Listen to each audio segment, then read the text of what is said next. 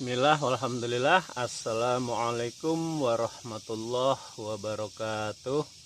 Oke kawan-kawan semuanya, mengawali perjumpaan kita pada kesempatan pagi yang cukup mendung ini kawan-kawan. Semoga kita semua dalam keadaan sehat walafiat, tiada kurang suatu apapun. Tetap semangat, pantang menyerah, positive thinking, doa dan tawakal. Jangan lupa subscribe, share, and comment, dan nyalakan tombol notifikasi dari setiap notifikasi supaya mendapatkan notifikasi dari setiap video yang kami upload kan kawan. Pada kesempatan ini kan kawan, kita akan berbagi video terkait penyemprotan perolingan pestisida pada tanaman cabai, yang semoga kesempatan video ini membawa manfaat bagi kita semua. Demikian kan kawan, kegiatan kita pada hari ini ialah setelah melakukan pengamatan gejala dari serangan yang mulai nampak pada tanaman cabai kita di masa pergantian dari cuaca panas dan cuaca ke cuaca dingin ini kan kawan. Nampak pada tanaman cabai kita mulai ada tunas baru. Namun tunas itu kan kawan sudah mengalami gejala serangan keriting yang disebabkan oleh kutu daun. Karena apa? Karena pada musim seperti ini kutu daun berkembang biak dengan pesat. Yang kedua, sudah nampak ada serangan ulat pengebor pada tanaman cabai. Apabila itu ulat pengebor tidak segera dilakukan pengendalian, maka akan berdampak kerugian dan sulit dikendalikan, karena ulat pengebor itu bisa dianggap gampang sulit dalam pengendaliannya. Yang ketiga, mulai nampak ada serangan bercak-bercak daun pada tanaman cabai kita yang mungkin bisa disebut dengan Phytophthora maupun yang lainnya, dan itu pun wajib juga dilakukan pengendalian. Pada kesempatan ini kita sedang melakukan perolingan dengan pestisida, fungisida maupun yang lainnya. Inilah kan kawan yang tidak kami pergunakan. Ini ada satu bahan aktif bersifat dua sifat. Yang pertama ialah ini Metindo 40 SP berbahan aktif metomil. Ini sifatnya sistemik kawan-kawan. Dan ini yang Metindo merah 25 WP, ini yang bersifat kontak. Ini dua bahan aktif ini kan kawan sungguh sangat ampuh untuk menjadikan referensi perolingan pestisida mengendalikan hama pengebor ulat, hama pengebor atau disebut ulat yang ada pada buah cabai kita. Ini bisa dipergunakan kan kawan. Ini 2 sendok makan. Ini 2 sendok makan di mix, lakukan penyemprotan 2 kali dengan interval waktu 3 hari sekali.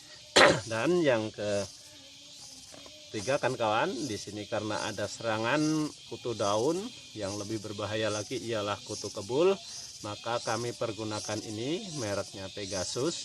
Ini bisa kita pergunakan 8 mili sampai dengan 15 mili per tangki kan kawan. Ini untuk mengendalikan serangan kutu kebul yang menyebabkan tanaman cabai kita keriting bule. Kemudian apabila tidak segera dikendalikan, maka akan mewabah, menular, karena sifat keriting bule itu ialah virus yang dibawa, yang ditularkan oleh kutu kebul. Ini kan kawan, dengan interval 2 kali penyemprotan 3 hari dilakukan interval waktu penyemprotan, dan setelah itu lakukan perolingan dengan pestisida yang lain. Yang keempat kan kawan, di sini ada CNG. Ini sungguh sangat luar biasa manfaatnya kan kawan. Ini CNG kita bisa pergunakan per tangki 3 sendok makan dengan melakukan penyemprotan seminggu sekali. Bisa kita campur ini atau 10 hari sekali. Ini ialah bermanfaat untuk mencegah masuknya serangan virus yang terdiri disebabkan oleh jamur maupun bakteri. Dan ini manfaat lain kan kawan, ini memberikan rasa yang lebih pedas pada tanaman cabai kita dengan warna yang cerah merah dan bobot yang lebih dan daya simpan yang cukup lama. Dengan mempergunakan ini, maka cabai kita akan memiliki daya simpan yang panjang, tidak mudah busuk, berasa pedas, lebih berbobot, dan sebagai protek untuk dari serangan dari serangan virus, jamur, dan bakteri. Ini bisa dipergunakan dengan interval seminggu sekali atau 10 hari sekali, 3 sendok makan kan kawan. Demikian kan kawan, nanti bisa disimak penyemprotan pada sasaran yang harus kita lakukan, karena setiap hama itu ada teknis dan sasaran yang paling tepat untuk melakukan penyemprotan.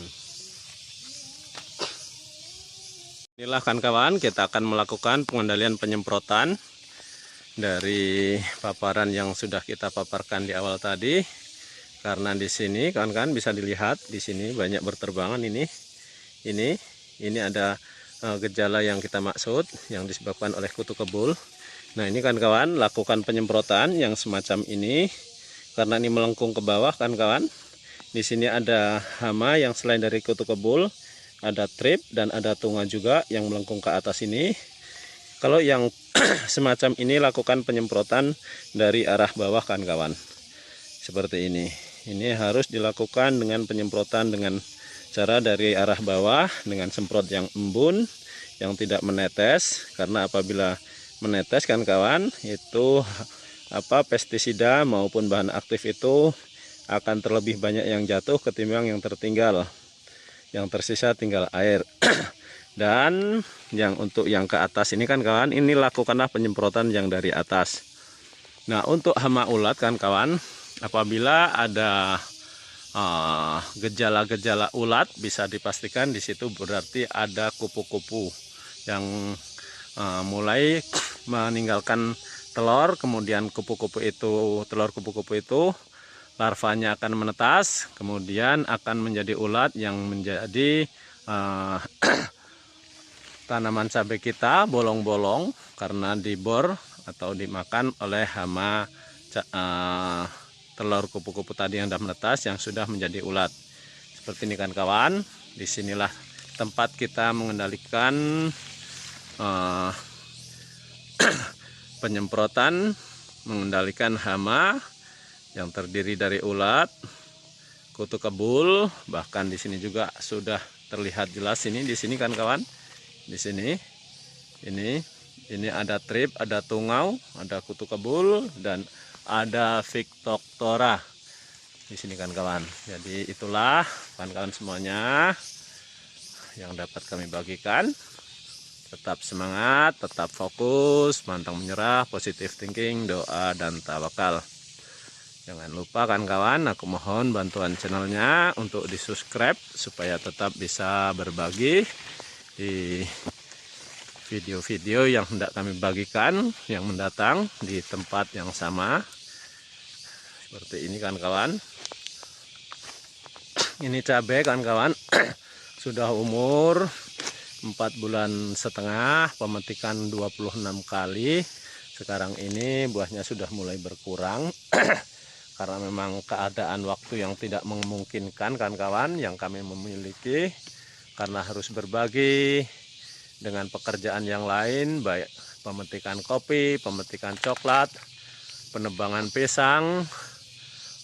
Di sini juga banyak hama yang selain daripada trip, kutu kebul, tungau, ulat dan lain-lain. Di sini juga ada hama bekicot yang menyebabkan pada masa awal tanam itu banyak terjadi kegagalan, sehingga mengapa tanaman cabai kita ini tidak serempak. Karena di sini banyak dilakukan penyulaman yang disebabkan kegagalan oleh hama bekicot. Karena hama bekicot sungguh sangat menyukai di tempat seperti ini kan kawan. Seperti ini, tempat yang kotor ini. Dan ini kan kawan, inilah bukti tanaman cabai yang tidak serempak. Ini kan kawan.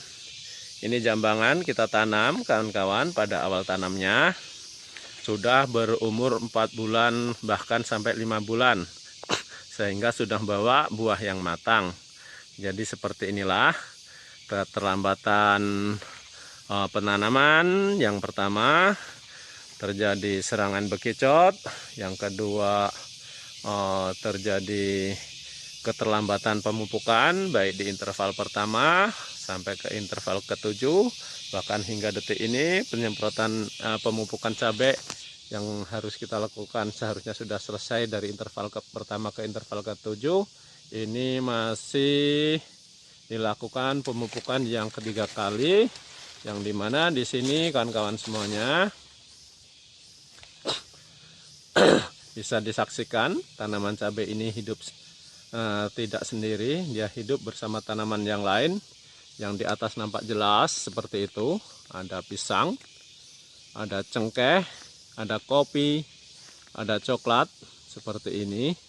Itu artinya apa? Makanannya harus siap dibagi, karena akar cabai itu pendek kan kawan, cuman hanya selingkaran sejengkal keliling. Sedangkan akar pisang, akar pohon coklat, akar kopi, akar cengkeh, bahkan akar jengkol seperti ini kan kawan, ini sampai dengan di atas 5 meter jauhnya. Maka cabai ini hampir-hampir enggak kebagian makanan kan kawan, karena berebut makanan antara tanaman yang lain. Namun demikian kan kawan, ini patut disyukuri. Apapun yang kita lakukan hanyalah wasilah, sebab-sebab untuk mencapai keberhasilan. Demikian kan kawan semuanya. Assalamualaikum warahmatullahi wabarakatuh.